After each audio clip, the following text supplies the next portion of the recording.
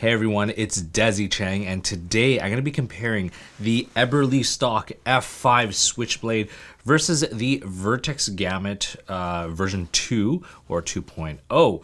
So just to let you guys know, I wasn't paid to do this. I purchased both of these bags myself, and I was, in the search of a perfect EDC backpack, and these were the two that kind of came up. They're slightly tactical, but they're a little more minimalistic tactical. It doesn't have like all of the, it's not screaming like a tactical bag with all the MOLLE panels exposed and all that kind of stuff. And these two are very similar. They're about 25 liters ish. And they both have this big, huge front access opening, and they both have a concealed carry option. So I don't carry a concealed weapon with me, but I use it. But just to kind of give it a little more context, I'm a dad of two kids, 2 and 4 years old.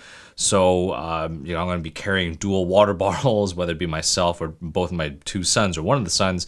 And I just carry, a bunch of stuff, change of clothing and a camera, wet wipes, Band-Aids, all that kind of stuff. And so these were the kind of two bags that, after doing a lot of research, that were the most popular. And I have to say that these bags are awesome. Both of these bags are great. Now, I'm comparing these two because between these two, there's no perfect one. I feel like the perfect one would be kind of a hybrid between the two. I would have to say that the Eberlestock one has a better layout and design, and it could better stand up on its own. Both of them can't really stand up on its own right now because I don't really have it filled, but the Vertx one pretty much can't stand up on its own by itself at all. Now, I like the design better on the Eberlestock in terms of all the pockets and everything like that. But in terms of the quality of materials, the Vertx wins hands down. Everything from the zippers and the the fabric that they use, you can definitely tell that the Vertx Gamut is a much better bang for the buck in terms of what you're getting. So let's kind of dive into the differences between the two bags. Now, I'm not going to jump into every single feature, but what I want to tell you about is just essentially which one would I choose and why. And the final answer is actually I would actually choose the Vertx Gamut, just because it is just a better quality made bag. It feels good on the back, and the zippers open up, and you can carry around a similar amount of stuff. I would just vote for the Vertx. Now, for the Switchblade, I feel like I like the design better. It has better pocket design, better layout, and it stands up more on its own, kind of depending on, the weight distribution of it. And yeah, that's pretty much it. But let's kind of dive in through each one of these bags. So let's start off with the Eberlestock Switchblade. Now, both of the bags have dual water bottle pockets, which are great. This one has this kind of minimalistic MOLLE attachment straps at the front and also on the side. It also features 3 kind of stash pockets, large enough that you can put, gloves or snacks or wet wipes or anything like that. There's a third one right in the front pocket right here. And the other great thing I like about this bag is the admin section on the top of the bag. So I'll kind of flip it around right here and open her up. And right up here, you have this kind of large stash pocket, which you can throw a lot of different accessories in there. You got 3 pen pockets, and also you have 2 Velcro. They're supposed to be ammo pockets, but you can throw whatever else you want in there. You got this padded area here, and you have a secondary padded sleeve behind it. And the same goes on the other side. And there's also this kind of small document sleeve at the very back. So I really love this kind of top admin panel on the Eberlestock backpack. Now, let's jump into kind of the main, or actually let's talk about the back of the bag first. So it does have this kind of adjustable harness system, which, to be honest, it's okay. I mean, it's good to have that because, depending on the different height of whatever your back is. However, I found that with my other backpacks that don't have this harness, it works. So this is kind of one of those unnecessary things that it's nice to have, but you don't really need to have it. And looking at the back panel between this one versus the Vertx, you'd think that this one is much more comfortable just because it has this, 1-inch soft air mesh padding. There probably is much better air ventilation through this backpack, but in terms of comfort level, they're actually kind of very similar, and I honestly would kind of prefer the Vertx Gamut over top of this one. And just one thing to note though is when you are adjusting the height level of this the harness system, it's extremely difficult, and you'll need tools like a multi-tool or something to help kind of stab it through, or use pliers to pull it through. It's kind of one of those design things that could be improved on this bag. Now let's enter through the main compartment of the backpack. Now the zippers. Zippers are the big failure of this bag, which kind of makes me want to use the Vertx more and more, is because the quality of the nylon material as well as the zippers are subpar to the Vertx. It just takes an extra pull, and you can kind of tell that they're not smooth, even though I know that they'll last, but it's a little bit disappointing. But let's kind of open her up right here. And inside the backpack, there's this kind of divided section, which you can put a laptop, you can put a tablet or documents in this front section right here, or you can put a weapon. And it has this kind of like MOLLE hook and loop Velcro panel right here, so you can attach your pouches or any kind of EDC items like a flashlight or knife or anything like that through here. It is suspended right here, so you can put something onto the bottom. And I really like how they have some additional pockets on this side and this side and this side, just to kind of create some more organization. Now onto the opposite side of the bag, it just has the Velcro hook and loop section, so you can attach different pouches here, and it has the MOLLE straps right here, so you can attach different pouches at the very, very top. So that is the Eberlestock F5 Switchblade backpack. And again, like I like the design of this backpack, but in terms of when you compare it versus the Vertx, I much prefer the Vertx, their zippers, and their quality of materials. I think it just feels better to the touch, and it feels like I get more bang for the buck and value.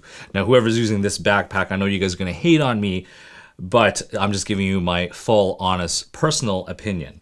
So let's jump off, and let's talk about the Vertx. So, now the zippers, like, look how easy they are to open and close. It has this front compartment right here, so you can actually just grab it and pull it, and it has this MOLLE area. And one thing to note is, I know this is the version 2, and I know the version 3 literally just came out a few days ago, but I much prefer the version 2 just because it has dual water bottle pockets. The version 3 only has one. Also, on the interior of the backpack, it has 2 zippered pouches as opposed to just one on the version 3. But you can also use this as a beaver tail. So if you had a large jacket or something large, you can kind of just use this to cinch it up, and it can kind of clip onto the side here. And you can also tuck this part underneath here. There's a Velcroed area right here, and you can kind of tuck this flap right here underneath, and so you can have this MOLLE panel exposed if you want to or not. So let's close that up. It is also has this gusseted area right here, so if you want to throw in a few items like a small jacket or something like that, it will expand just a little bit, and it has a nice little grab handle right here in case if you want to grab the bag just like that. Other things is, like I was saying before, it does have dual water bottle stretchy pockets on either side. And then in terms of your admin section, on either side, there is a zippered pocket right here and a stash pocket.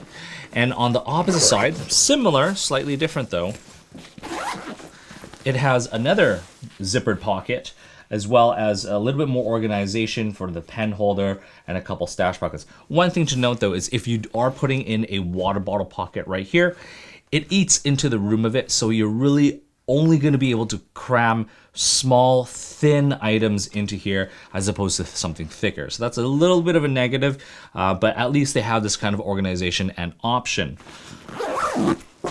Now, let's move on to the, one other thing is the top part right here. There's a sunglasses pouch. It has a key leash as well, but nothing too substantial. The version 3 has a much larger stash pocket at the very, very top, which is nice to have. And yeah, let's kind of open the main compartment right here. So again, look how easy the zippers are to open right here. And you can also just tear it open if you wanted to. And so right here, this main compartment right here, it's got a laptop sleeve, but this is also velcroed on here, so you can just remove it and attach pouches onto here. I just have kind of like a sling bag right now with my camera down here. Now this bag is a little bit wider than the Eberlestock Switchblade, which is nice, but it's not as deep. Now, looking onto the opposite section right here, I really like that it has 2 zippered pockets. So right now I've got, like, you know, band-aids and things like that in there, and it has snacks in this bottom compartment. And the so as I said before, so for the version 3 Gamut, it doesn't have this bottom pocket, which is really unfortunate, and instead they've kind of put this kind of the velcroed hook and loop material right here, so if you wanted to purchase an additional pocket, you can just kind of slap it on here. Also, one other thing that they've changed is on this top side right here, you know, it has a few little pouches right here, and it does have this hook and loop velcro material. However, they've gone to a full velcro material, no pockets, but it does include a kind of like a little divider set, an organizer, so you can hook and loop, you can attach like a couple items right up top of here. I'm indifferent to both of them, so I'm not really kind of married to either way, but I really will miss this secondary pocket on the version 3.